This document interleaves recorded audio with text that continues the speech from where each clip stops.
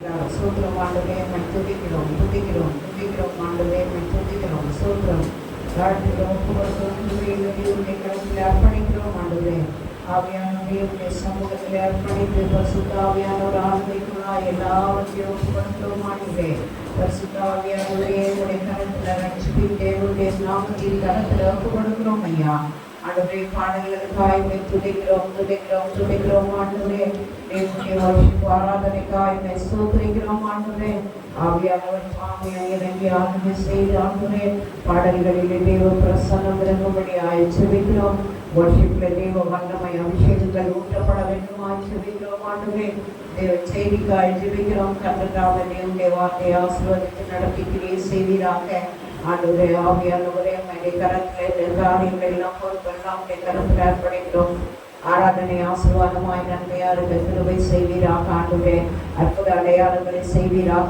ஆராதனையிலே தேவனுடைய நாமத்தை மகிமைப்படுத்தி பிரசன்னம் வல்லமை அபிஷேகம் இறங்கும்படியாக செபிக்கிறோம் ஆண்டவரே ஆவியானவரே கிரியைகள் இறங்கி ஆண்டவரே எல்லாவற்றையும் பரிசுத்த ஆவியானவர் ஆண்டு கொண்டு ஒவ்வொரு பகுதியிலும் தேவ பிரசன்னம் வல்லமை இறங்கும்படியாக செபிக்கிறோம் காணிக்கையின் பகுதி அறிவிப்பின் பகுதி எல்லாவற்றுக்காயும் துதிக்கிறோம் ஆண்டவரை தாழ்த்துகிறோம் விண்ணப்பங்கள் வேண்டுதல்கள் எல்லாவற்றையும் தேவனுடைய நாமத்தை மகிமைப்படுத்த பரிசுத்த ஆவியானவர் ஆளுகை செய்து ஆராதனையிலே ஆண்டவரே அற்புதமான காரியங்கள் நடைபெற துதிக்க ஸ்தோத்திரிக்க நாமத்தை மகிமைப்படுத்த இந்த ஆராதனையிலே தேவ வல்லமை நாம் மகிமைப்பட ஆண்டவர் தாமே இறங்கி கிரியை செய்வடியாய் செபிக்கிறோம் பரிசுத்த ஆவியானவர் ஆளுகைக்குள்ளாய் ஒப்பு கொடுக்கிறோம் தாழ்த்துகிறோம் தடைகள் எல்லாம் மாற்றி ஆசீர்வதிக்க தேவனுடைய நாமத்தை மகிமைப்படுத்த கிருபை செய்க இயேசுவின் நாமத்தில் ஜெபிக்கிறோம் எங்கள் ஜீவனுள்ள பிதாவே.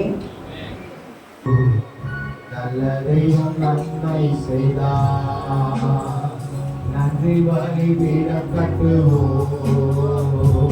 நல்ல தெய்வம் நன்மை செய்தார் செய்த நன்மை ஆயிரங்கள் சொல்லி சொல்லி வாழுவே.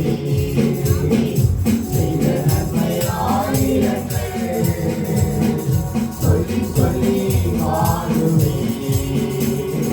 நன்றி தகப்பனே நன்மையை செய்கிறே. நன்றி தகப்பனே நன்மை செய்கிறே.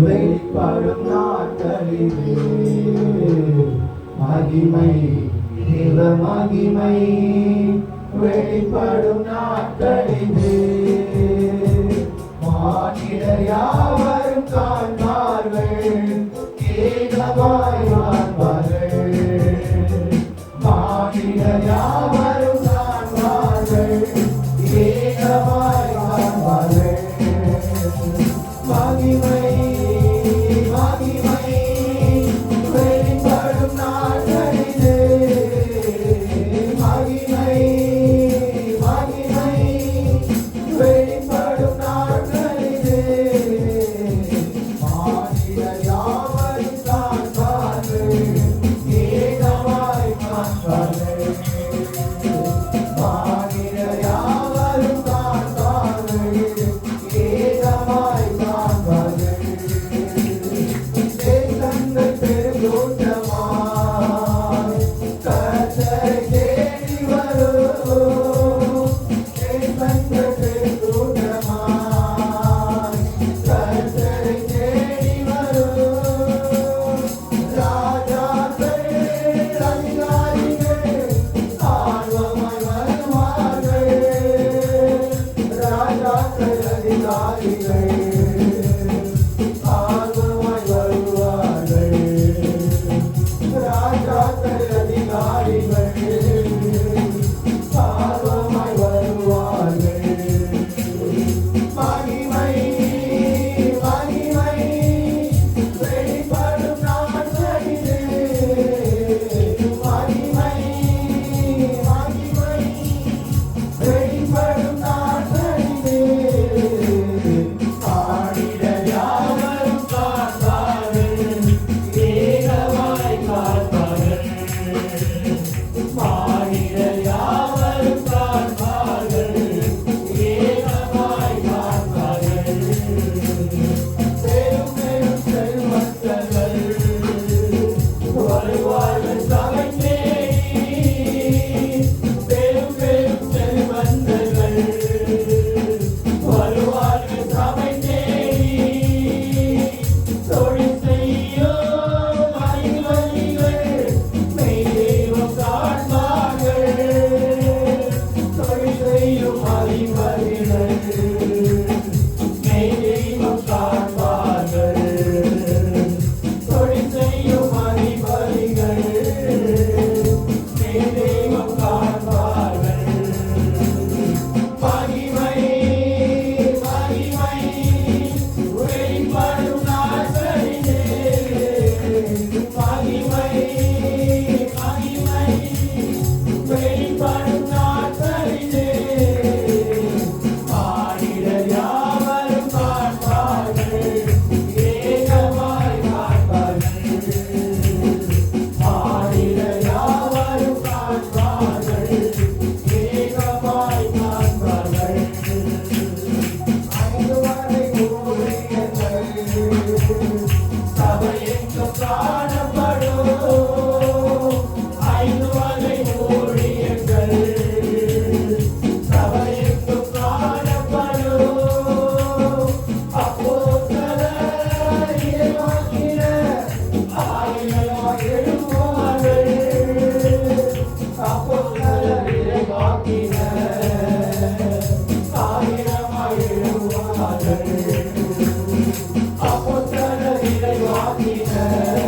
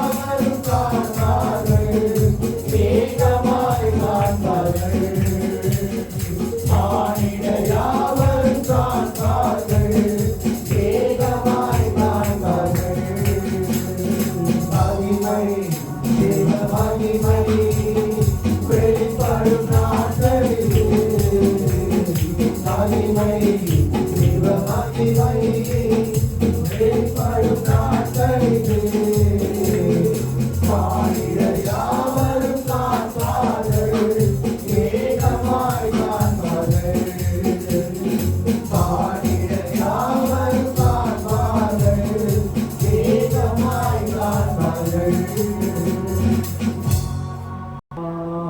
Oh, hallelujah, hallelujah, hallelujah, hallelujah, hallelujah, hallelujah, hallelujah, oh, hallelujah, hallelujah, hallelujah, hallelujah.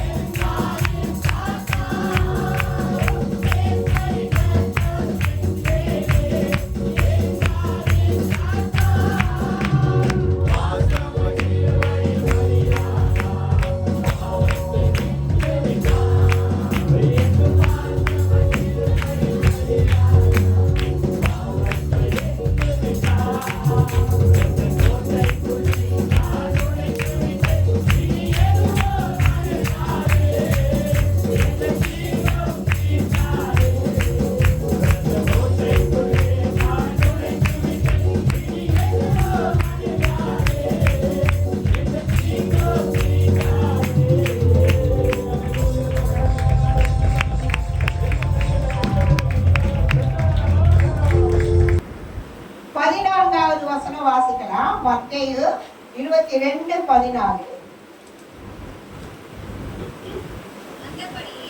அந்தபடியே அழைக்கப்பட்டவர்கள் அநேகர், தெரிந்து கொள்ளப்பட்டவர்களோ சிலர். அழைக்கப்பட்டவர்கள் அநேகர், தெரிந்து கொள்ளப்பட்டவர்கள் சிலர். இல்லையா? இங்க நாம அழைக்கப்பட்டவர்களும் இருக்கிறோம், தெரிந்து கொள்ளப்பட்டவர்களும் இருக்கிறோம். ஆண்டவருடைய கரத்துல ஆண்டவரை கேட்கும் பொழுது, ஆண்டவரே இந்த வார்த்தைக்காக ஜெபிச்சேன், ஆண்டவரை இந்த வார்த்தையை கொடுத்துருக்கீங்களே, இது எப்படி ஆண்டவர் அப்படின்னு சொல்லி ஜெபிக்கும் பொழுது ஆண்டவர் ஒரு 3 பேரை காமித்தார். எத்தனை பேரு? 3 பேரை காட்டுறாரு. 3 பேருக்குள்ள ஊழிய வாழ்க்கை எப்படி இருந்தது அப்படி இருந்தத காட்டுறாரு ஆண்டவர். இந்த 3 பேரும் அழைக்கப்பட்டவர் யார், தெரிந்து கொள்ளப்பட்டவர் யார் அந்த காரியத்தை ஆண்டவர் இந்த நாள்ல நாம தியானிக்கும்படி ஆண்டவரை கிரியை செய்திருக்கிறார். நாம் அதை தியானிக்கலாம். அடுத்தாவது என்ன காரியம் சொன்னா, இயேசுவை பின்பற்றுவதில் செலுத்த வேண்டிய விலை கிரயமானது. என்ன செய்யணுமா? இயேசுவை பின்பற்றுகிறவர்கள் செய்ய வேண்டிய, செலுத்த வேண்டிய விலை கிரயம் அப்படின்னு ஆண்டவர் இதை சொல்றார்.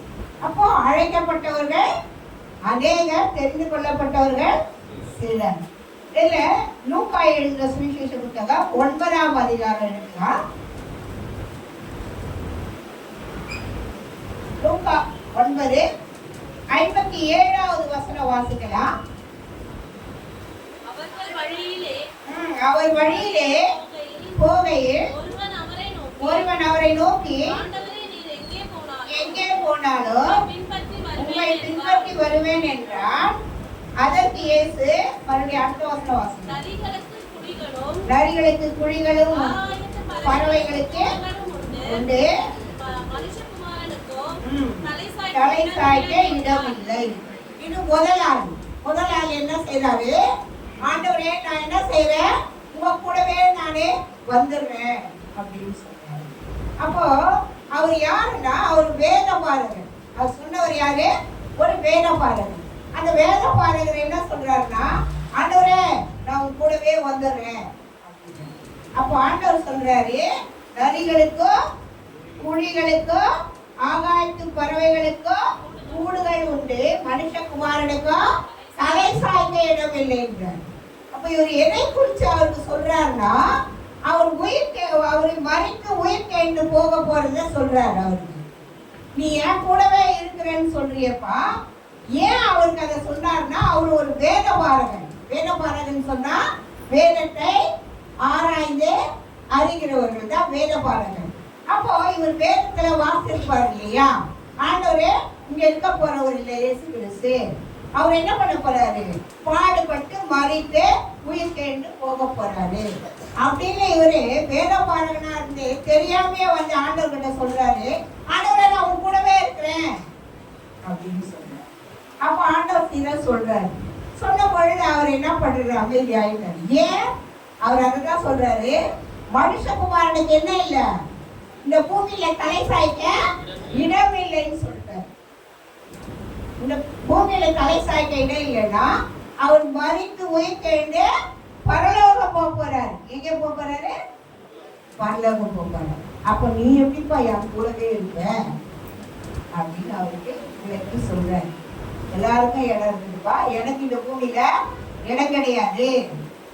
நரி இருக்குது, பறவை இருக்குது இல்லையா, குழி நரி இருக்குது, எல்லாத்துக்கும் இருக்குது வீடு இருக்கா இல்லையா, பறவைகளுக்கு வீடு இருக்குது, மிருகங்களுக்கு வீடு இருக்குது, மனிதனுக்கு வீடு இருக்குது, எல்லாருக்கும். ஆனா இடம் கிடையாது. அப்ப இவர் வந்து முடிக்கிறார், என்ன பண்ணுது. அப்போ ஆண்டவர் சொல்றாரு, நான் பரலோகத்துக்கு போக போறேன், நீ என்னோட எப்பவுமே இருக்க முடியாது அப்படின்னா அந்த வேத பாரகடா இருக்கிறதுனால அதை அவருக்கு சொல்லிட்டாரு. வேத பாரகரே அமைதியாயிட்டாரு. அடுத்த ஆள் வர்றாரு. அவர் என்ன சொல்றாருனாக்கா, இது வந்து இயேசுவின் அழைப்பு. ஆண்டவரே அடுத்த ஆளை அழைக்கிறார். இவர் வந்து தானே வந்து நான் வரேன்னாரு. ரெண்டாவது ஆள் என்ன பண்றாரு, ஆண்டவரே அழைக்கிறார். எப்படி அழைக்கிறாரு பாருங்க, 59 அந்த அதிகாரத்திலே லூக்காவிலே 59 60 ரெண்டோ வாசிங்க. அவர் நோக்கி என்னை பின்பற்றி வா என்றார். அதற்கு அவன், ஆண்டவரே முன் நான் போய் என் தகப்பனை அடக்கம் பண்ண எனக்கு உத்தரவு கொடுக்க வேண்டும் என்றார். இயேசு மரித்தோரை அடக்கம் பண்ணிட்டு நீ போய் தேவனுடைய ராஜ்யத்துக்கு பிரசங்கி. இங்க என்ன சொல்றாருன்னா, ஆண்டவரே அழைக்கிறார் அவரை, நீ என் கூட வா. இது வந்து அழைப்பு. அப்ப ஆண்டவர் அழைக்கும் போது இருந்தாரு, இடியில ஆண்டவரே நான் போய் எங்க அப்பா வந்து செத்து போயிட்டாருன்னா அவரை அடக்கம் பண்ணிட்டு நான் வரேன். அப்போ ஆண்டவர் என்ன சொல்றாரு, மரித்தோர் பார்த்து கொள்ளட்டும். மரித்தோர் பார்த்து கொள்ளட்டும்னா உலகத்துல இருக்கிறவங்க உலக மக்கள் பார்த்துக்குவாங்க. நீ ஆவிக்குரியவனா இருக்கிறதுனால நீ எனக்கு பின்பற்றி வா அப்படின்னு சொல்லி. அப்போ இதை மாதிரி ஆண்டவர் என்ன செய்யறாருன்னா, சீஷர்களை அழைத்திருக்கிறார். சீஷர்களை யார் அழைத்திருக்கிறார்னா, மார்க்கு 1ஆம் அதிகாரம் 16-17 வாசிக்கலாம். இது அழைப்பு. அதனால அழைக்கிறார் ஆண்டவர், ஊழியத்துக்காக அழைக்கிறார். இது ஊழியத்தின் தலைப்பின் காரியங்கள். ஊழியத்திற்காக மார்க்கு 1:16-17 வாசிப்போம். கடலோரமாய் போகையில் சீமோனு அந்திரேயாவும் போது நோக்கி மனுஷர்களை பிடிக்கிறவர்களாக்குவேன் என்றார். இங்க போய் என்ன பண்றாருன்னா, முதல்ல அந்திரேயாவை தான் அழைக்கிறார் ஆண்டவர். 12 சீஷர்கள்ல முதலாவது அழைப்பு அந்திரேயாவுக்கு கொடுக்குறாரு. அவர் போய் என்ன பண்றாரு, ஊழியத்துக்கு வர்றாரு.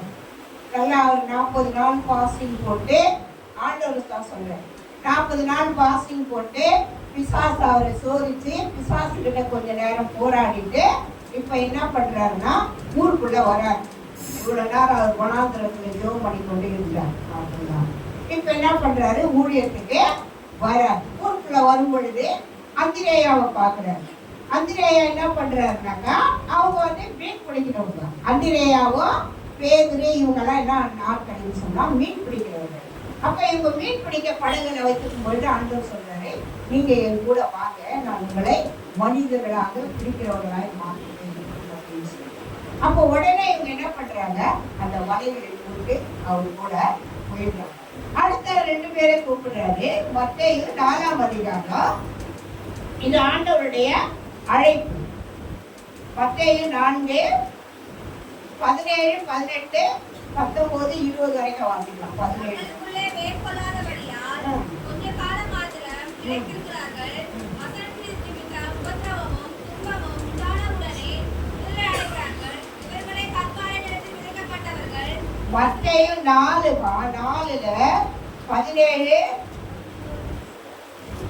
18, 19. அது முதல் இயேசு பிரசங்கிக்க தொடங்கினார்.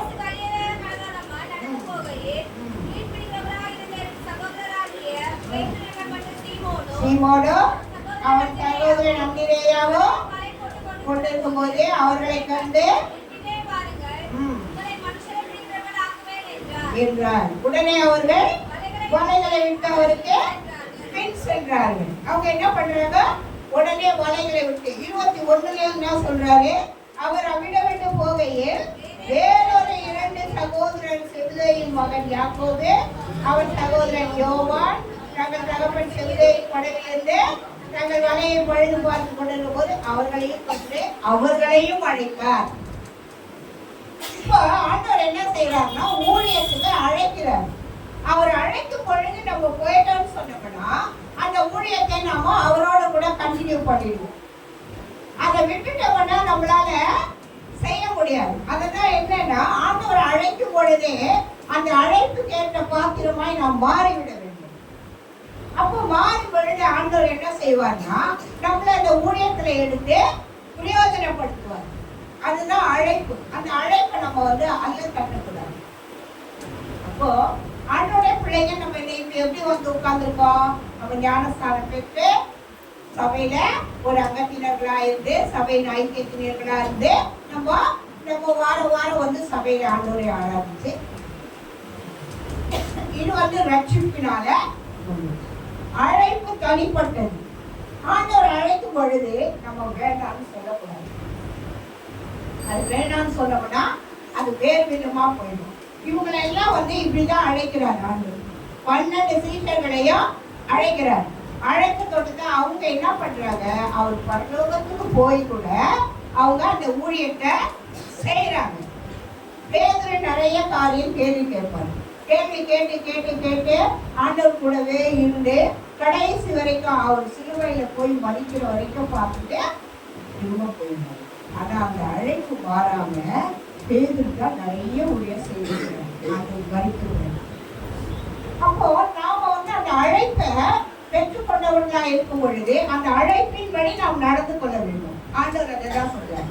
ஆண்களுக்கு மட்டும்தான் அந்த அழைப்பு, பெண்களுக்கு அப்படி இருந்ததெல்லாம் இல்லை. அப்பெல்லாம் ஆண்டவர் வருகிறதுக்கு முன்னமே பெண்களுக்கு முதலிடம் கிடையாது. இயேசு கிறிஸ்து வருகிறதுக்கு முன்னாடியே பெண்களுக்கு முதலிடம் கிடையாது. அவங்க என்ன செய்யணும்னா அந்த பலியிடுற நாட்கள்ல எல்லாரோட சேர்ந்துதான் தேவாலயத்துக்கு போடுமே தவிர அதுக்கப்புறம் அவங்களுக்கு எந்த வேலையும் கிடையாது. எல்லா ஆண்களுக்கு தான் கொடுத்துருந்தாங்க. அதுக்கப்புறம் இயேசு கிறிஸ்து மரித்து உயிர்த்தெழுந்த பிறகு பெண்களுக்கு நிறைய ஊழியர்களை ஆண்டவர் பெண்களாலதான் நிறைய ஆண்களோட பெண்கள் நல்ல ஊழியம் செய்யலாம்னு சொல்லி ஆண்டவர். அதனாலதான் அவர் என்ன செய்யறாருன்னா பெண்களை கூடவே வச்சிருக்கிறார். முதல்ல பார்க்க போனா மரியாதை மார்த்தாள் இருப்பாங்க அவர் கூட. அவர் மறிக்கும் பொழுது பார்த்தா நிறைய பெண்கள் அவருக்காக அழுது ஆண்களோட பெண்கள் தான் வந்தாங்க. அப்போ ஆண்டவருக்குள்ள என்னன்னா இந்த ஊழியத்தின் பாதையில நம்மளை கடந்து போக ஆண்டவர் அழைத்து வைத்திருக்கிறார். அந்த ஊழியர்களை நாம செய்யணும். ஆண்டவருக்குரிய ஊழியத்தை செய்யணும். ஏன் ஊழியம்? என்ன ஊழியம்? ஊழியன்னு சொன்னாங்கன்னா வருகிற ஒரு ஆத்மாவை விசாரித்து அதற்கு இடம் கொடுப்பதே ஒரு ஊழியம். வருகிற ஆத்மாவை விசாரிக்கணும். ஒரு புதுசா ஒரு ஆத்மா வருதுன்னா அதுக்கு நம்ம இடம் கொடுக்கணும். இடம் கொடுத்து விசாரித்து அதை நம்ம ஆதாயப்படுத்திக்கணும். அது ஒரு ஊழியம். அடுத்து சபையில ஒருவருக்கு ஒருவர் விசாரிக்கணும். சபையில என்ன நடக்குது அந்த ஐக்கியத்துல கலந்து கொள்ளணும். இதெல்லாம் ஊழியம். எங்களுக்கு தான் வேலை, உனக்கு வேலை, இருக்கிறவங்களுக்கு வேலை அப்படின்னு கிடையாது. யார் ரட்சிக்கப்பட்டு ஞானஸ்தானம் பெற்று அபிஷேகம் பெற்று சபைக்குள்ள இருக்கணுமோ எல்லாருமே ஊழியம் செய்யணும். யாரா இருந்தாலும் ஊழியம் செய்யணும். அப்போ அந்த ஊழியம் செய்யற பெண்கள் எல்லாம் சரியா நம்ம எழுதணும்னா நம்ம சபையில காலி இடமே இருக்காது. சபையில காலி இடமே இருக்காது. நம்ம என்ன நினைக்கிறோம்னா அவங்களுக்கு தான் ஊழியம், பாஸ்டருக்கு தான் ஊழியம், அந்த அண்ணாக்காக்கு தான் ஊழியம், அதே இந்த சபையில இருக்கிற இந்த வேலை செய்யற பையன்களுக்கு தான் ஊழியம். நமக்கெல்லாம் கிடையாது, அப்படிலாம் கிடையாது. ஆண்டவர்கிட்ட நம்ம என்னைக்கு வந்து ஞானஸ்தானம் பெற்று ஒழுகி ரட்சிப்பை பெற்றோமோ நாம பெற்ற சந்தோஷத்தை மற்றவங்களுக்கு சொல்லிதான் ஆகணும். அது எல்லாருமே விழுந்த கடமை. அது அப்படி நம்ம வந்து அநேகருக்கு இயேசுவை பற்றி அறிவித்தவனா நம்ம சபையில ஆத்துமாக்கள் வரும். அதை வந்து நம்ம யாருமே செய்யறது இல்லை. ஜெபிக்கிறது நம்மள வரைக்கும் நல்லா இருக்கலாம், நம்ம பிள்ளைங்க நல்லா இருக்கணும், நம்ம குடும்பம் நல்லா இருக்கணும், நம்ம புருஷன் நல்லா இருக்கணும், நம்ம மனைவி நல்லா இருக்கணும், நமக்கு நல்ல வேலை கிடைக்கணும். இதுலயே நம்ம இருக்கணும். அது வந்து தப்புன்னு சொல்லல ஆண்டவர். அதுலயே இருக்கணும், இதுலயே இருக்கணும். அப்போ நம்ம என்ன செய்யணும்னா விசாரிக்கிறவங்களா ஊழியம் செய்யணும். சபையில மற்ற எல்லா காரியத்திலையும் நம்ம ஊழியத்துல ஐக்கியப்படணும். பாசு ஒரு இடத்துல ஜெப கூட்டத்துக்கு கூப்பிட்டா போகணும். யாரும் வரது. ஒரு வீட்டுல பிரேயர் மீட்டிங்னா யாரும் வரது. ஒரு வீட்டுல பிரேயருக்கே வைக்கிறாங்க, அங்க ஒரு 4 ஆத்மாவே ஆதாயம் செய்யலாம். இப்படி ஊழியத்துக்கு போகும்போது ஊழியத்துல கலந்து கொள்ளணும். எப்படியாவது ஆண்டவருக்கு ஒரு ஊழியத்தை கண்டிப்பா எல்லாருமே செய்யணும். இனி ஊழியத்தை வந்து பங்கு போடுறதோ பிரிக்கிற கதையோ கிடையாது. எல்லாருக்குமே யார் வேணாலும் ஆண்டவர் பத்தி சொல்லி ஜனங்களை அழைத்து வரலாம். யார் வேணாலும் ஆண்டவர் பத்தி சொல்லி ஆண்களை அழைத்து வரலாம், பெண்களை அழைத்து வரலாம். இப்போ நமக்குள்ள அந்த ஊழிய வார்த்தை இருக்கணும். அந்த ஊழிய வார்த்தை இருந்தா நம்ம சபை வளர்ந்து, நம்ம சபையில ஆத்துமாக்க நிறைந்து இருக்கும். 2 ஆராதனை கூட தாராளமா நடக்கும். அந்த ஊழிய வார்த்தை நமக்குள்ள இல்லாததுனால்தான் நம்மள வரைக்கும் உட்காந்துங்கிறோம். நம்ம இடத்த விட்டு நகராது. இது இடம், இது இடம் கரெக்டா வந்து அவங்கவுங்க இடத்துல அவங்கவுங்க செட் ஆயிடும். மாறி உட்கார்ந்தா கூட என்ன பண்றா, நீ எழுந்துட்டே இடம் அப்படி இருக்க கூடாது. ஊழியத்துல என்ன செய்யறா, இன்னைக்கு உன் இடத்த விட்டு கொடுத்தீங்கன்னா அடுத்த ஆள் வரும், புது ஆள் வரும், அடுத்த ஆள் அந்த இடத்துக்கு வரும். அப்போ ஒரு ஆத்மா உன்னால ஒரு ஆத்மாவை ஆதாயம் செய்ய முடியும். அந்த அழைப்பு தான் சொல்றாரு ஆண்டவர். அழைக்கணும் நாம போய் ஆண்டவர் கொடுத்த ரட்சிப்பை, ஆண்டவர் கொடுத்த அபிஷேகம், ஆண்டவர் கொடுத்த ஆசீர்வாதத்தை மற்றவர்களுக்கு சொல்லணும். நாம அதை செய்யறதே கிடையாது. பல்லவராட்சியத்துக்கு போனா நம்ம நினைக்கணும். பல்லவராட்சியம் போனோம்னா ஆண்டவர் எத்தனை ஆத்மாவா கொண்டு வந்த சொல்லுவீங்க. ஆண்டவர் கேட்கிறாரு. ஆண்டவர் சொத்து சுகம் எவ்வளவு எடுத்து வந்தோம்னா கேட்க மாட்டார். அதெல்லாம் அவருக்கு தேவையில்லாத ஆத்மாவை கேட்பார். உன்னிட்ட எத்தனை ஆத்மா, நீ எத்தனை பேரை ஆதாயம் பண்ண, நீ எத்தனை பேரை பரலோகத்துக்கு கொண்டு வந்திருக்கிற அப்படின்னு தான் கேட்பார். அப்ப நான் எப்படி வெறும் கையனாய் பரலோகத்துக்கு போவேன்னா, நம்ம பணத்தையோ சுகத்தையோ வாழ்க்கையோ எதையோ எடுத்துட்டு போகும்போது கிடையாது. பரலோகத்துக்கு நம்ம பரலோகத்துக்கு போகும்போது ஆத்மாதான் நமக்கு கணக்கு.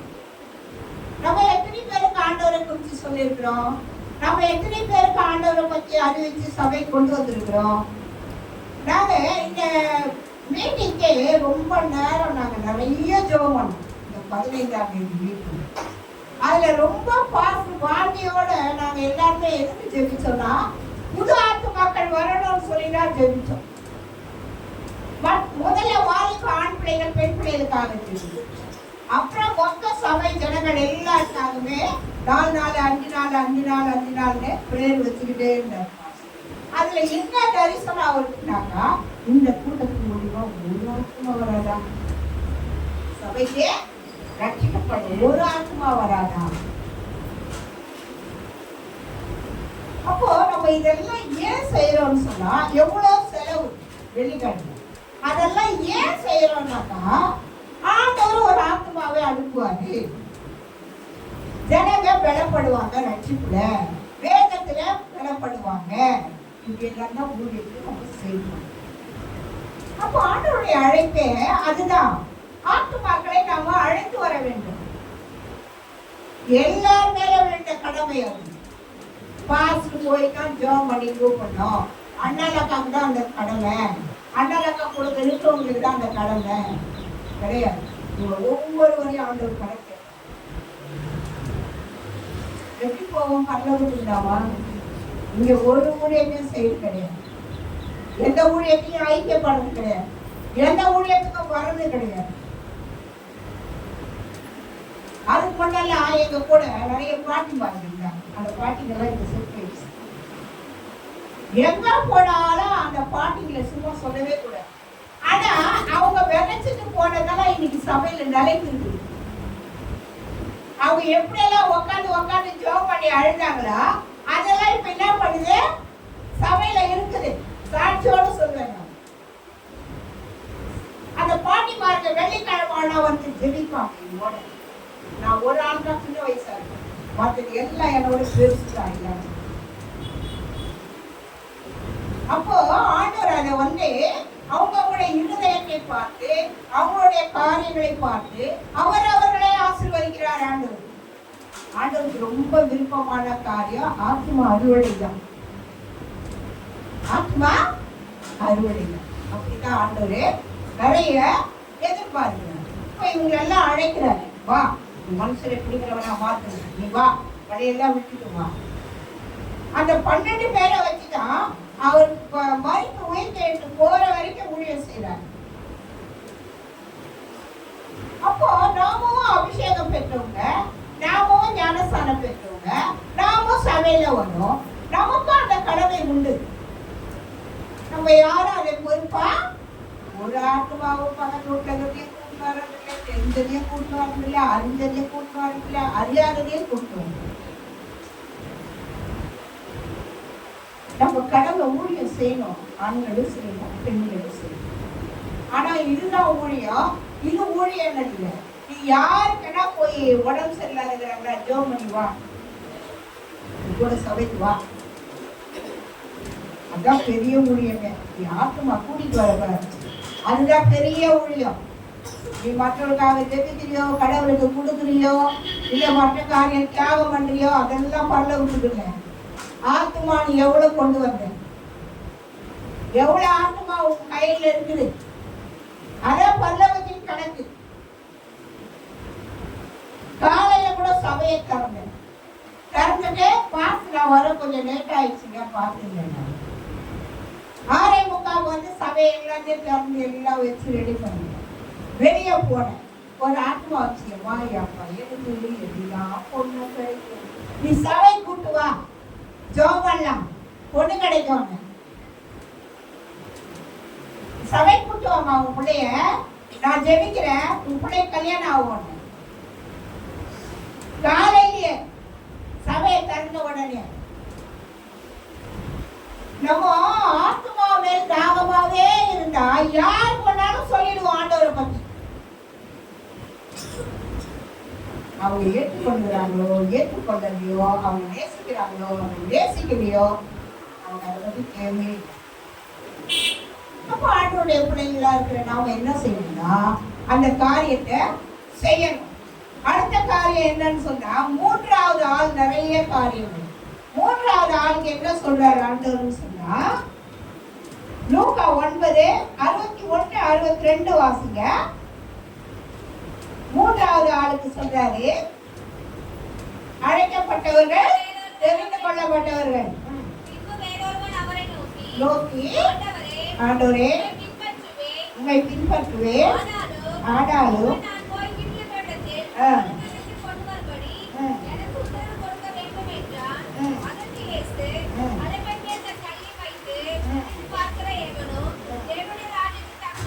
தகுதி உள்ளவன் அல்ல, கலப்பையின் மேல் கை வைத்து பின்னிட்டு பார்க்கிறவன் தேவனுடைய ராஜ்யத்துக்கு தகுதி அல்லன்றார். தேவனுடைய ராஜ்யம் தகுதி இல்ல. கலப்பைனா என்னன்னு தெரியுமா? கலப்பையின் மேல் கை வச்சவன் பின்னிட்டு பார்க்காது. அந்த மாதிரி பார்க்கிறவனுக்கு என்ன இல்லையா? தேவனுடைய ராஜ்யத்துல பங்கே இல்லைன்னு. தேவனுடைய ராஜ்யம் எது? இதுதான் ஊழியம் தான் தேவனுடைய ராஜ்யம். தேவனுடைய ராஜ்யத்தை தான் ஆண்டவர் வந்தவனே பிரசங்கிக்கிறார். பரலோக ராஜ்யம் சமீபமா இருக்குது, மனம் திரும்புகள்னு சொன்னார். என்ன சொன்னாரு? பரலோக ராஜ்யம் சமீபமா இருக்குது, மனம் திரும்புகள். ஆண்டவர் வந்த உடனே அந்த வார்த்தை சொல்லிதான் ஆத்துமாக்களை அறுவடை செய்தார். அப்போ இந்த மூன்றாவது ஆள் சொல்றாரு, கலப்பையின் மேல் கை வைத்து பார்க்கிறவன் தகுதி இல்லைன்றாரு. என்ன சொல்றா? நான் போய் என் வீட்டு வேலையெல்லாம் சரி பண்ணிட்டு வரேன். மூன்றாவது ஆளு இதை சொல்றாரு.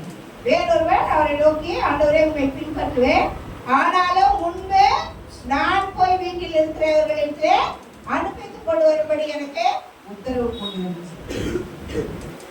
அப்ப ஆண்டவர் சொல்றாரு, கலப்பையின் மேல் கை வைக்கிறவன் பின்னிட்டு பார்க்காதே, நீ தேவனுடைய ராஜ்யத்துக்கு தகுதி இல்லைன்னு சொல்லுங்க.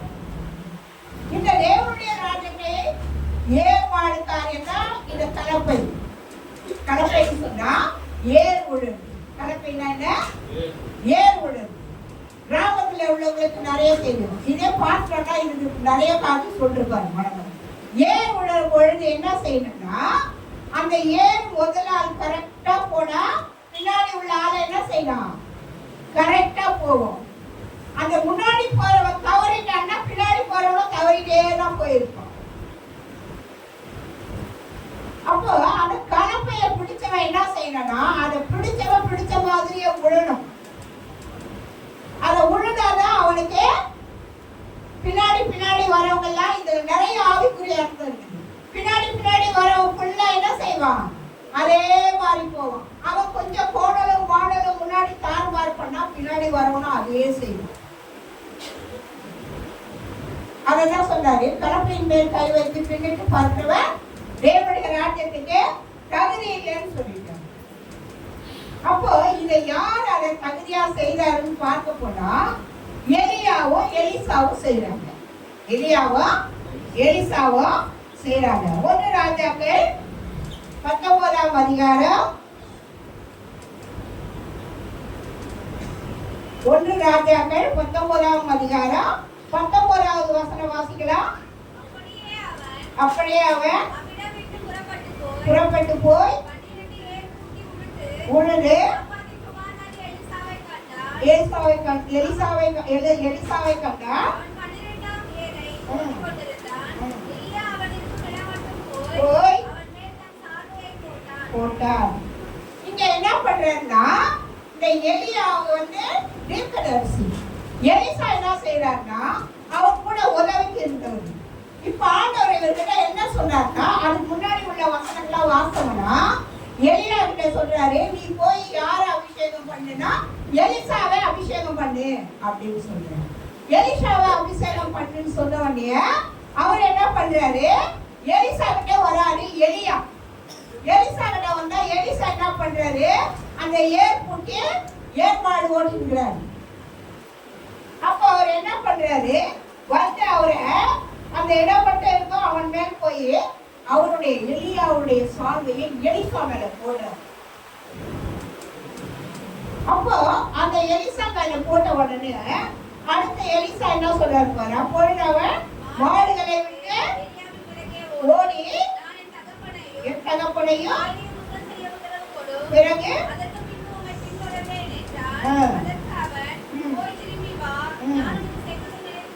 நினைத்துக் கொள் என்றார். 21 அப்பொழுது அவன் இவனை விட்டு போய் பிடித்து அடித்து அவைகளின் சமைத்து கொடுத்தான்.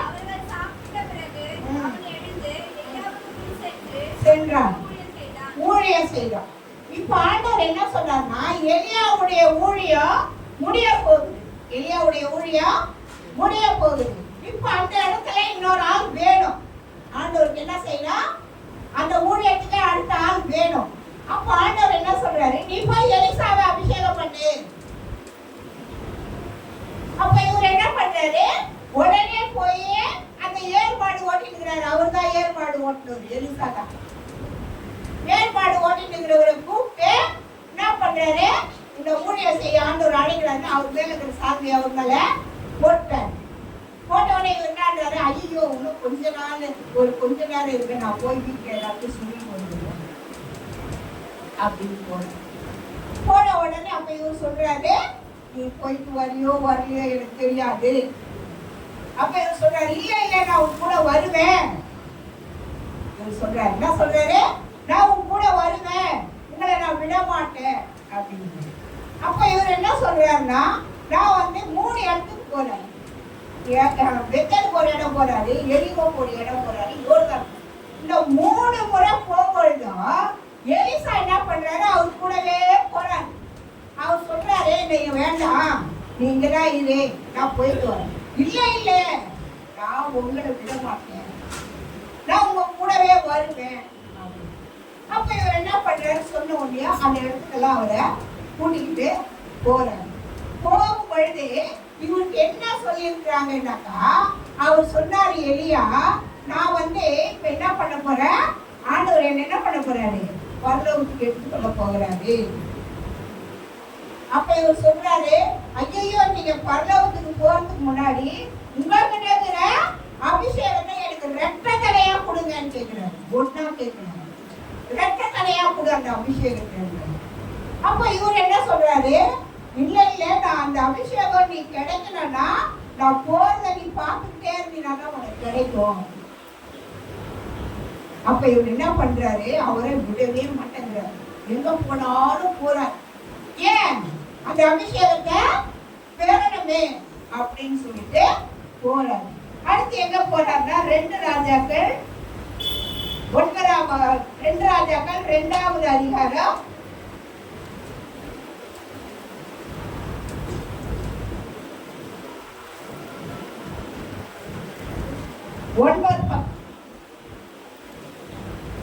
9, 10, 11 வரைக்கும் வாசிங்க. 14 வரைக்கும் இருக்குது. அவர்கள் அக்கறைப்பட்ட பின்பு எலியா எலிசாவை நோக்கி, நான் உன்னை விட்டு எடுத்துக் கொள்ளப்படும் முன்னே நான் உனக்கு செய்ய வேண்டியது என்ன கேள் என்றார். என்ன கேள் என்றார்? எலிசா, என்னுடைய ஆவியின் வரம் எனக்கு இரட்டிப்பாய் கிடைக்கும்படி வேண்டுகிறேன் என்றார். அதற்கு அவன், அரிதான காரியத்தை கேட்டாய், உன்னை விட்டு நான் எடுத்துக்கொள்ளப்படுகையில் என்னை நீ கண்டால் உனக்கு கிடைக்கும், இல்லாவிட்டால் கிடையாது என்றான். அவர்கள் பேசிக்கொண்டு நடந்து போகவே இதோ அக்கினி ரதம் வந்து இருவரையும் பிரிச்சிருச்சு. எலியா ஏறி போயிட்டார். என்ன பண்றாரு, எலியா போயிட்டாரு பரலோகத்துக்கு. 2 பேரும் நடந்து போறாங்க. அந்த யோர்தான் நதியில நடக்கிறாங்க. நடந்து போகும்பொழுது நதி வழி விட்டுச்சு. ஏன்னா கூட எலியா இருந்தாரு.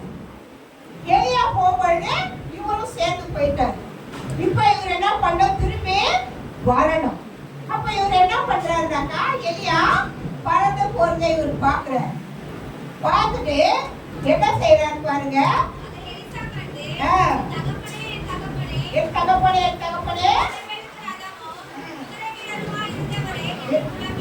ஆமா. அப்புறம் தன் வஸ்திரத்தை பிடித்து கொண்டு பிடித்தான். பின்பு அவன் யோர்தான் கரையில நின்றான். கீழே விழுந்த சால்வை பிடித்து எலியாவின் தேவனாகிய கர்த்தர் எங்கே என்று சொல்லி தண்ணீரை அடித்தான். தண்ணீர் அடுத்த உடனே இருபக்கமாய் பிரிந்தது. இவன் முதல்ல போ சொல்ல போயிட்டான். எலியா கூட யோர்தானை கடந்து போயிட்டான். திரும்பி வரணும் இல்லையா? எலியா சரணில் மேல போயிட்டார். இவர் பார்த்து கொண்டு இருக்கும் போது ஆண்டவர் அவரை ரதங்களோட அப்படியே கொண்டு போயிட்டார். கொண்டு போன உடனே இவர் என்ன பண்றாரு, ஐயோ தகப்பனே எழுந்து போய் நீ எப்படியாப்பட்ட தீர்க்கதரிசி, எப்படியாப்பட்டவரு அப்படி சொல்லிட்டு அவரையே பார்த்துட்டா அவர் மேல இந்த சால்வை கீழே விழுந்து. உடனே என்ன பண்றாரு எலிசா, அந்த சால்வை எடுத்துட்டு யோர்தானை நான் எப்படி கடந்தேன். அப்ப இவர் என்ன பண்றாரு, அந்த சால்வை 2 பிரிச்சு அடிச்ச உடனே தண்ணி எலியாவுக்கு எப்படி வழி விட்டுதோ அதே மாதிரி எலிசாவுக்கு வழி விட்டுருச்சு. இந்த அபிஷேகம் எலியாவுக்குள்ள இந்த அபிஷேகம் எலிசாவுக்கு கிடைச்சிருச்சு. என்ன ஆயிடுச்சு, கிடைச்சிச்சு. அவரு ரெட்ட தலையா கேட்டார், இரட்டத்தனையான ஆசீர்வாதம் யார் கொடுப்பாங்கன்னு சொன்னா பைபிள்ல எழுதி வைத்திருக்குது. தலைப்பிள்ளைக்குன்னா இரட்டத்தனையான ஆசீர்வாதம். தலைப்பிள்ளைக்கு சொத்துல இரட்டத்தனையான ஆசீர்வாதம் தலைப்பிள்ளைக்கு தான். அப்ப இவர் என்ன பண்றாரு, இரட்டத்தனையான ஆசீர்வாதம் கேட்ட உடனே அவர் என்ன பண்றாரு, அந்த இரட்டத்தனையான ஆசீர்வாதத்தை கொடுத்து அவர் வேலை முடிஞ்சிச்சு. எலியா வேலை முடிஞ்சிச்சு. இப்போ ஆண்டவர் அந்த அபிஷேகத்தை யார் மேல போட்டிருக்கிறாரு? எலிசா மேல போட்டிருக்கிறார். யார் மேல? எலிசா மேல. எப்பவுமே ஆண்டவர் என்ன செய்வார்னா, ஒருத்தருடைய ஊழியம் முடிய போகுதுன்னா அடுத்த ஆளை ஆண்டவர் உருவாக்கிடுவார். அடுத்த ஆளை என்ன செய்வாரு? உருவாக்குவார். ஆண்டவர் மேல தான் ஒரு ஊழியக்காரன் வயசாகி மறிக்க போறாருன்னா அந்த ஊழியத்தை அடுத்த ஆளை உருவாக்கி வச்சு அந்த அபிஷேகம் இருந்தாதான் நம்ம என்ன செய்ய முடியும்? ஊழியம் செய்ய முடியும். அந்த அபிஷேகத்தை நாம கேட்டு பெற்றுக்கொள்ளணும். என்ன செய்யணும்? அந்த அபிஷேகத்துக்காக எலிசா என்ன பண்றாரு, எலியா எங்கெல்லாம் போறாரோ அவர் கூடவே ஓடிக்கிட்டே இருக்கிறாரு. பைபிள் படிக்க படிக்க இன்னும் நல்லா தெளிவா சொல்லுங்க. நீங்க அந்த அதிகாரம் படிச்சு அப்போ இவர் என்ன செய்யறாரு, ஏன் எலியா கூட இருந்தாதான் எலிசா அந்த அபிஷேகத்தை வாங்க முடியும். அவரை விட்டுட்டாங்க வாங்க முடியாது. அதனால என்ன பண்றாரு, அவர் எங்கெல்லாம் போறாரோ எலியா அவர் பின்னாடியே போயிருக்கிறாரு. நான் உன்னை விட மாட்டேன், நான் உன்னை விட மாட்டேன், நான் உன்னை விட மாட்டேன்றாரு. அப்ப அந்த அபிஷேகம் நமக்குள்ள இருந்தாதான் நம்ம ஊழியம் செய்யணும். அந்த அபிஷேகத்தை நாம பெற்றுக்கொள்ளணும். ஆண்டவர் என்ன செய்யணும்? அபிஷேகத்தை பெறணும். இங்க நாம எத்தனை பேர் அபிஷேகம் இல்லாத இருக்கிறோம்? அபிஷேகத்தை கேட்டு பெற்றுக்கொள்ளணும். அபிஷேகத்தை நீங்க அபிஷேகம் பெற்று கர்த்தருக்குள்ள ஊழியத்திலே நினைச்சீங்கன்னா கடைசி வரைக்கும் ஊழியத்தை விட்டு போக மாட்டீங்க. ஆண்டவர் அப்படியே கூப்பிடுவார். ஆண்டவர் ஊழியத்துக்கு கூப்பிட்டுட்டா மழை அடிக்க மாட்டார். ஆண்டவர் உயர்த்துவார் தவிர மட்டம் தட்ட மாட்டார். நீயா வானா அன்னைக்கு ஓடிட்டேன்னா விட்டுருவார். ஆனா அவர் விட மாட்டார் அழைத்தவர். அப்ப என்ன பண்றாருன்னா, எலியா 9 அற்புதம் தான் செய்தார். எத்தனை அற்புதம்? எலியா 9 தான் செய்தார். எலிசா என்ன பண்றாரு, 17 அற்புதம் செய்யறாரு. எலிசா 17 இரட்டத்தனையா கேட்டார். எத்தனை? இரட்டத்தனையான அபிஷேகம். அப்போ அவரு அந்த முதல் ஒரு அபிஷேகம் எனக்கு கொடுக்காது, அது இரட்டத்தனையா எனக்கு கொடு. அப்ப அந்த இரட்டத்தனையான அபிஷேகத்துல அவரை விட இவரு 17 அற்புதங்களை செய்திருக்கிறார். எத்தனை அற்புதங்கள்? எலியா கொஞ்சம் தான். எலியா 9 தான் செய்தார்.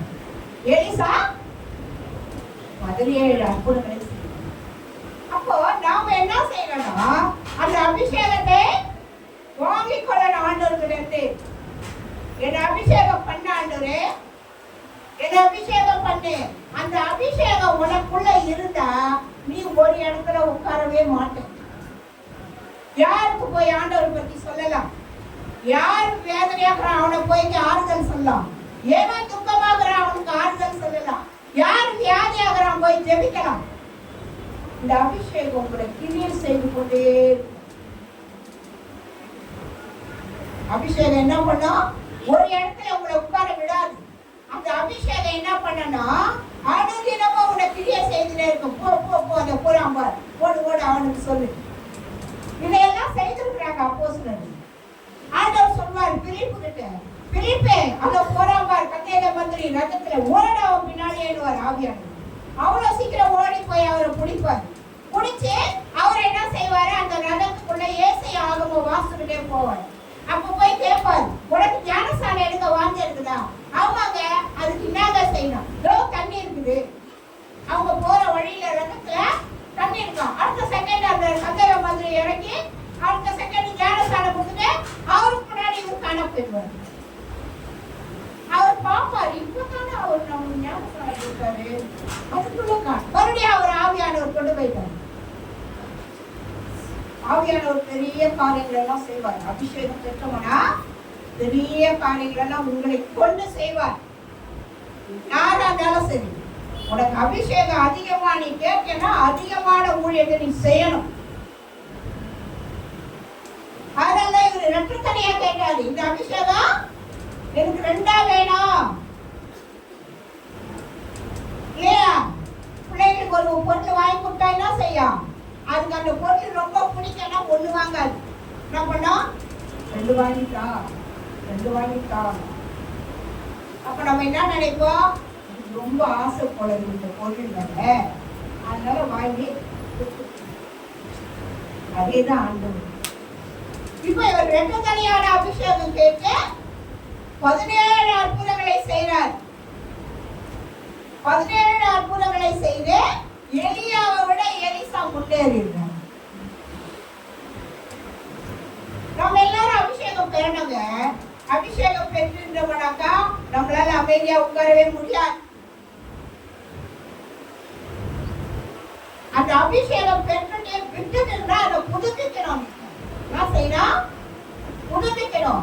அந்த அபிஷேகம் பெற்றவங்க நீங்கன்னு சொன்னா அந்த அபிஷேகத்தை விட்டுட்டு உட்கார்ந்துக்கிறீங்கன்னா திரும்ப உபவாசம் போட்டு நீங்க அந்த அபிஷேகத்தை மீண்டும் நீங்க பெற்றுக்கொள்ளும் பொழுது மறுபடியும் நீங்க ஊழியத்துல போடுங்க.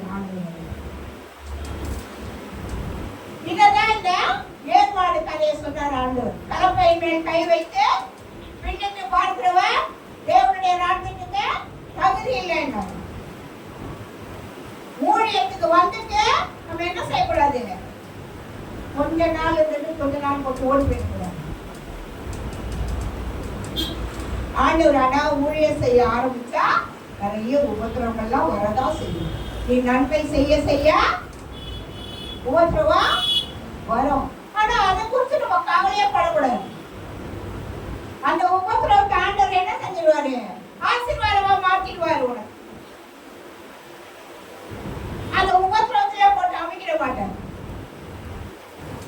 அதுக்கு வேற ஆசீர்வாதம் அங்க இருக்கும். உனக்கு அந்த உபத்திரவம் வருதுன்னா அந்த உபத்திரவத்துக்கு ஆசீர்வாதம் இருக்கும். என்னைக்குமே சொல்றேன் சார், இந்த சபையில நான் நிறைய உபத்திரவப்பட்டேன்.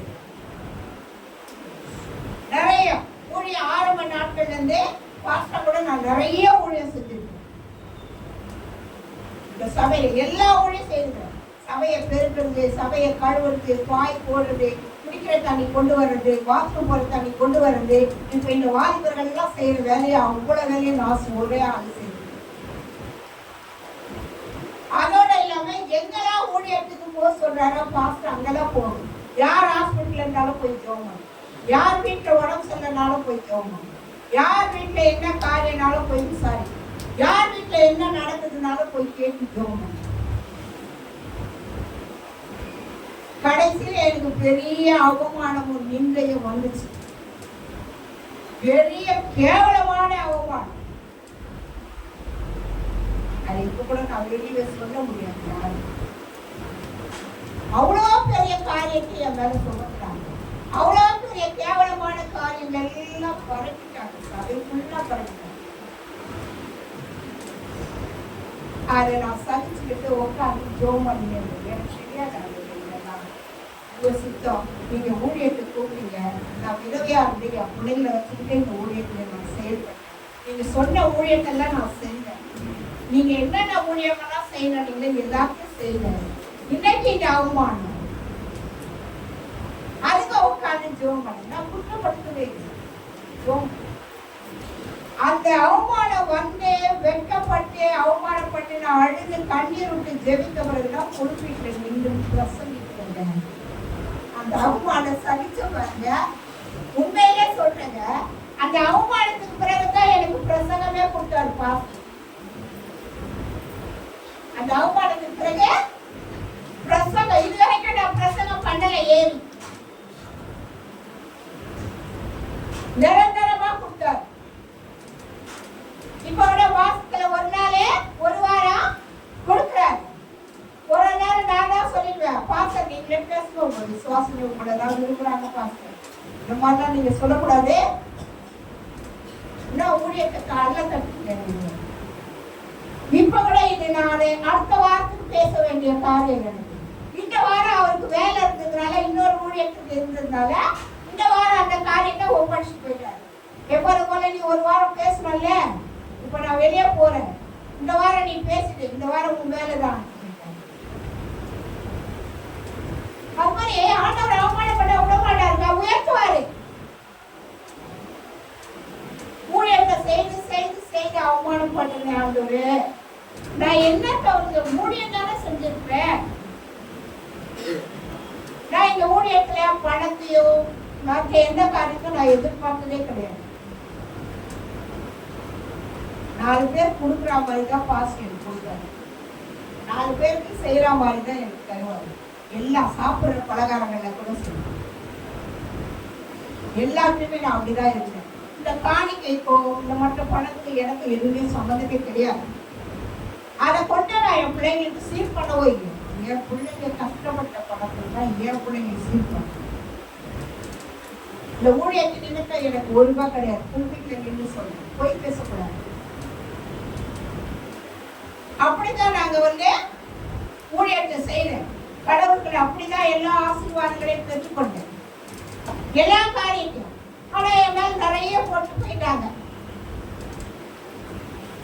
இங்க வர பணத்தையும் நான் தான் சாப்பிடுறேன்னு சொல்லிட்டாங்க. நான் அதுக்கு ஆண்டவர்கிட்ட ஜெபம் பண்ணேன், இப்பப்பா நான் சாப்பிட்டனா இல்லையான்னு உங்களுக்கும் தெரியும், எனக்கும் தெரியாமலே அப்படிதான் ஜெபம். அந்த அவமானம் எல்லாம் பெற்று அந்த காரியம் எல்லாம் நடந்து முடிஞ்ச பிறகு கடைசியில் ஆண்டவர் இந்த ஒரு ஊழியத்தை கொடுத்தாரு. என்னை மட்டும் தப்பில்லைங்க ஆண்டவர். எவ்வளவு அவமானப்பட்டாலோ, எவ்வளவு கஷ்டப்பட்டாலோ, எவ்வளவு வேதனைப்பட்டாலோ என்ன இந்த ஊழியத்திலிருந்து ஆண்டவர் என்னை மட்டும் திரும்ப உயர்த்திக்கிட்டே தான் இருக்கிறாருக்காங்க. நான் மனதடிக்கப்படவே இல்லை. ஊழியம் செய்யணுங்க ஆண்டவருக்காக. அப்பதான் இந்த எலியா என்ன பண்றாரு, எலிசாவுக்கு அபிஷேகம் பண்ணிட்டாரு.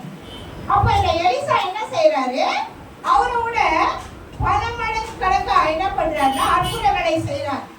அது செய்ய ரெட்டிப்பான ஆசீர்வாதம். தகப்பன் பிள்ளைக்கு தலைப்பிள்ளைக்கு கொடுக்க வேண்டியது 2 ஆசீர்வாதம், உலக பிரகாரமான ஆசீர்வாதம் 2 கொடுக்கறமா தலைப்பிள்ளைக்கு. அந்த மாதிரி ஆசீர்வாதத்தை எலியா கிட்ட இருந்து எலிசா வாங்கிக்கிட்டாரு. அதுதான் இங்க சொல்லுவாங்க இல்லையா, அந்த அதிகாரத்தை வாசமே, என் தகப்பனே என் தகப்பனே என்னை விட்டு போறியே.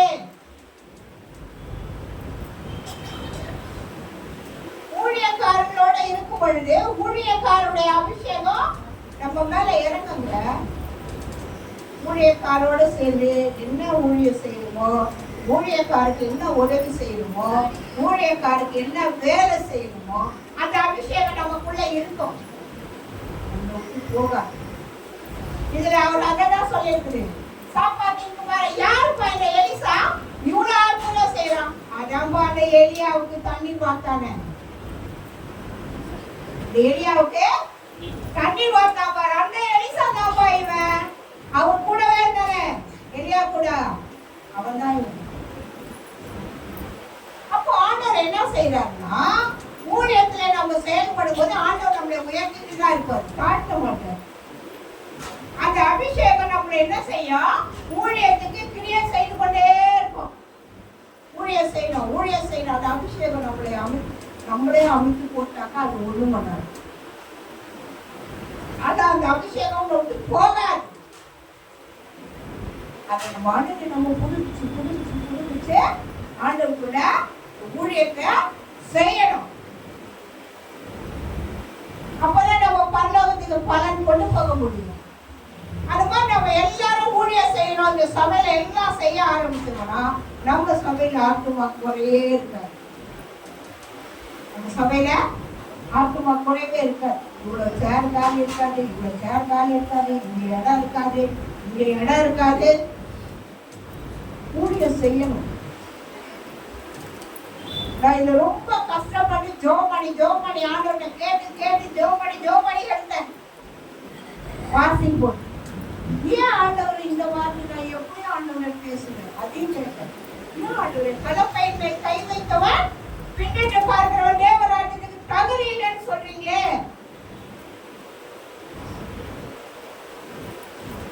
ஆண்டவர் அப்ப இந்த 3 ஊழியக்காரர்களை காமித்து இதை உதாரணமா வைத்து நடந்தவங்க யாருன்னா எலியாவும். எலிசா தான் என்ன பண்றாரு? ஏர்மாடு ஓட்டுறவர் அவர் தான். வயல்ல ஏர்மாடு ஓட்டுறவர் அவர் தான். கரெக்டா ஆண்டவர் என்ன பண்ணாரு? போ எலியா, நீ என்ன பண்ண போற? வேற போற. அது கூட அவருக்கு ஏன் அந்த காரியம் வந்ததுன்னா, எசேக்கியேல பார்த்து அவர் பயந்து ஓடி போய் வனாந்தரத்துல ஒளிஞ்சுக்குவாரு.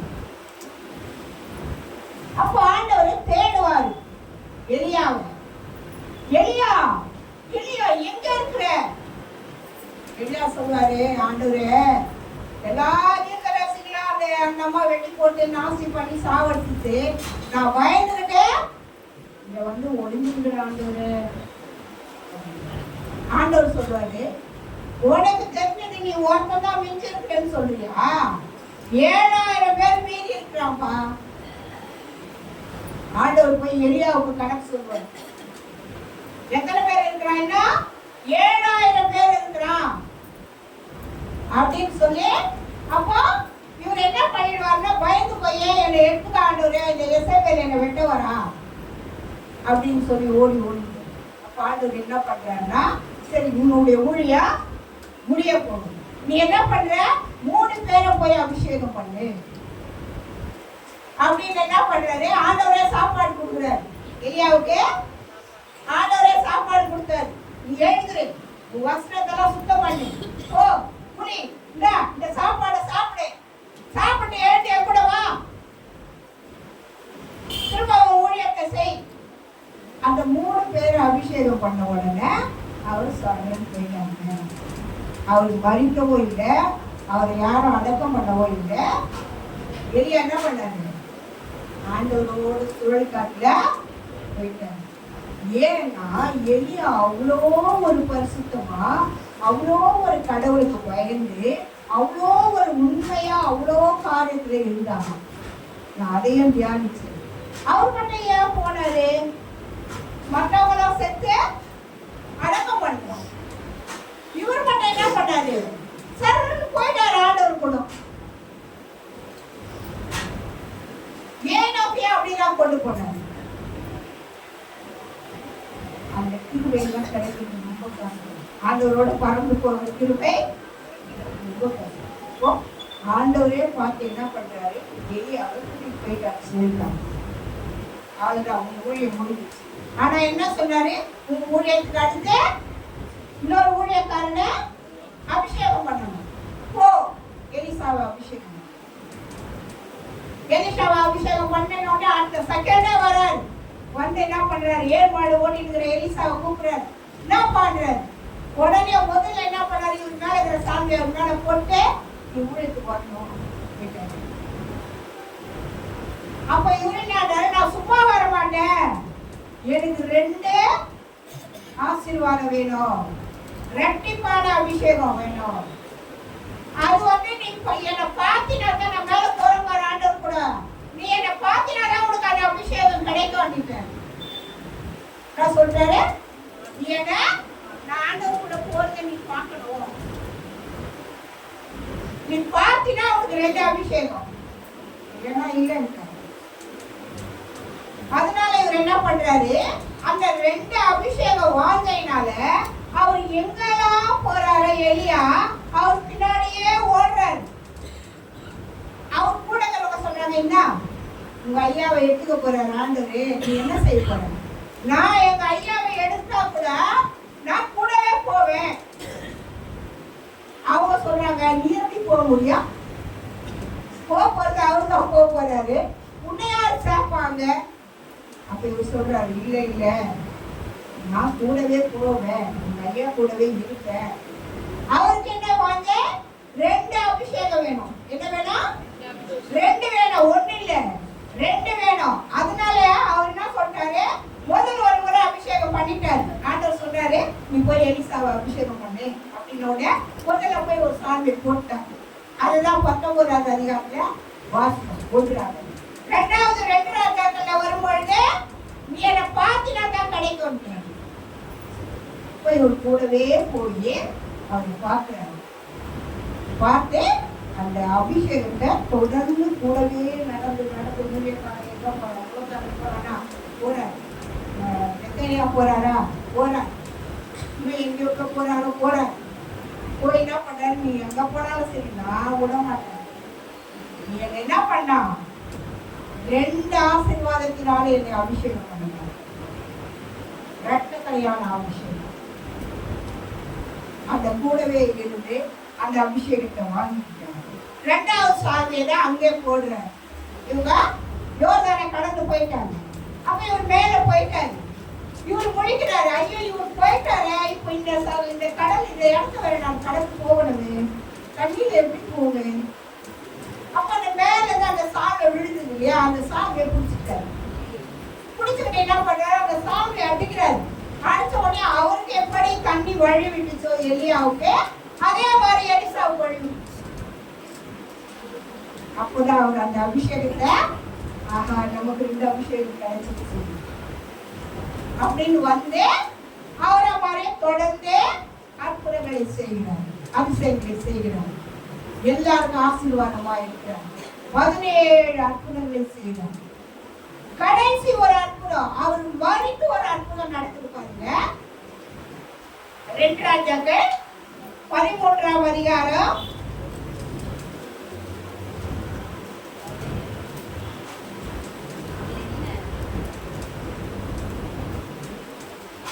2 ராஜாக்கள் 13ஆம் அதிகாரம் 20வது வசனமோ 21 வாசிங்க. மரணமடைந்தார், அவனை அடக்கம் பண்ணினார்கள். அந்த வருஷத்திலே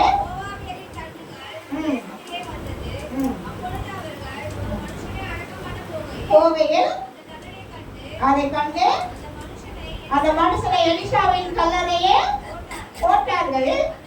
அந்த மனுஷன் எலிசாவின் எலும்புக்கு மேல் பட்டபோது அந்த மனுஷன் உயிரடைந்து கால்களை ஊட்டி எழுந்து நின்றுட்டான். எலிசா செத்து போயிட்டாருப்பா, ஊழியமெல்லாம் செய்து முடிச்சுட்டாரு. கடைசி ஒரு ஊழியமோ சாகு பொழுது ஒரு யோசேபாத் ஒரு ஊழியம் செய்யறாரு, செய்துட்டு மறிச்சு போயிட்டாரு. அவர் மறிச்சு போன உடனே கல்லறையில அடக்கம் பண்ணிருக்கிறாங்க. அடக்கம் பண்ணி 1 வருஷம் ஆயிடுச்சு. எத்தனை வருஷம்?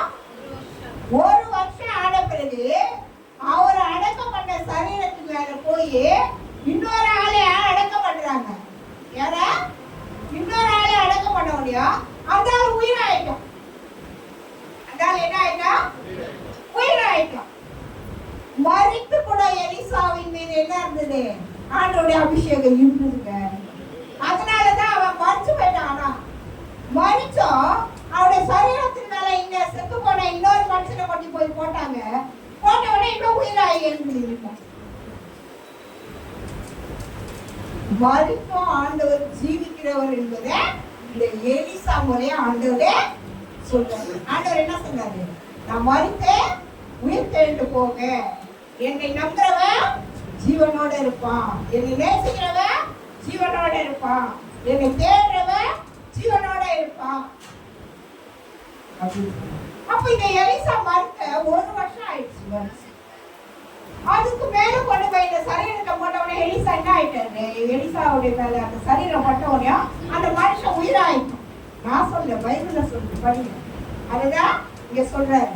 அப்ப பாருங்க, அந்த மனுஷனின் பிரேதம் அதன் மேல் விழுந்து எலிசாவின் எலும்புக்கு மேல் பட்டவுடன் அந்த மனுஷன் உயிரடைந்து கால்கள் மூடி எழுந்து நின்றான். அப்படிப்பட்ட ஒரு அபிஷேகங்க. அந்த அபிஷேகத்தை நாம பெற்றுக்கொள்ளணும். என்ன செய்யணும்? அந்த அபிஷேகத்தை நாம பெற்றுக்கொள்ளணும். ஆண்டவரும் பெண்களுக்கு கொடுக்கலன்னு சொல்றேன். ஆண்களுக்கும் அந்த அபிஷேகம் வச்சுக்கிறாரு, பெண்களுக்கும் அந்த அபிஷேகம் இருக்குது. பெண்களாலேயும் அந்த அபிஷேகம் பெற்று ஊழியம் செய்ய முடியும், ஆண்களாலேயும் செய்ய முடியும். அதான் நம்மளை எப்படி அழைத்திருக்கிறார் ஆண்டவர்னா, 1 பேதுரு லாஸ்ட் முடிச்சுங்க, மணி ஆயிடுச்சு. 1 பேதுரு 2ஆம் அதிகாரம்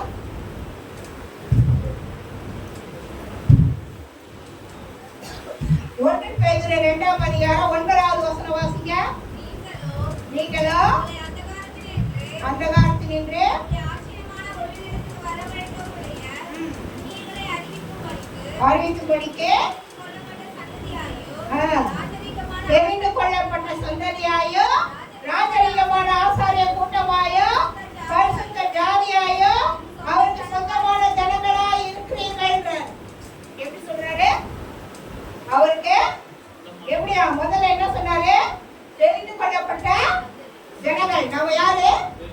தெரிந்து கொள்ளப்பட்ட ஜனங்கள். அப்புறம் ராஜரீக ஆசாரிய கூட்டம், பரிசுத்த ஜாதியும் அவருக்கு சொந்த ஜனமா இருக்கிறீங்க. நம்ம யாருடைய பிள்ளைங்க? நம்ம யாருடைய பிள்ளைங்க? ராஜாவுடைய பிள்ளைங்க. யார் பிள்ளைங்க? ராஜரீகம்னா ராஜாவுடைய பிள்ளைங்க. நாம் ஆண்டவருக்குள்ள தெரிந்து கொள்ளப்பட்டவங்க. என்ன ஜாதி? நம்ம பரிசுத்த ஜாதி. என்ன ஜாதி? பரிசுத்த ஜாதி. எவ்வளவு அழகா சொல்றாங்க. அவருக்கு சொந்தமான ஜனமா இருக்கணும். அப்போ இந்த காரியத்தை ஆண்டவர் சொல்றாங்க. ஊழியத்துல கலப்பையின் மேல் கை வைத்தவன் பின்னிட்டு பார்த்தா தேவனுடைய ராஜ்யத்துக்கு தகுதி இல்லைன்னு சொன்னார். தேவன் நம்மை ஆசீர்வதிக்கணும். நாம தெரிந்து கொள்ளப்பட்ட சந்ததியார், தேவனால அழைக்கப்பட்டவங்களா இருக்கணும், பரிசுத்த ஜாதியா இருக்கணும். ஆண்டவர் நம்மை ஆசீர்வதிப்பாங்க. தேவன் இந்த செய்தியை ஆசீர்வதிப்படியா நாம் தெரிவிக்கணும். தேவன் தாமே அதுவே இந்த வார்த்தைகளை எல்லாம் நாங்கள் கேட்டோம். எங்களை ஆசீர்வதியும். நாங்களும் தெரிந்து கொள்ளப்பட்டவர்களாய் பரிசுத்த ஜாதியா என்னுடைய சொந்த ஜனமாயிருக்க அதுவே எங்களை கற்றுத்தாமே அபிஷேகப்படுத்தி இந்த வல்லமையினாலே வரங்களினாலே எங்களை நிரப்பி எங்களை ஆதரவை செய்யும்படியாய் செபிக்கிறேன். வாழ்த்தி ஒப்பு கொடுக்கிறேன். இயேசுவின் நாமத்தில் ஜெபிக்கிறோம் பிதாவே. ஆமென்.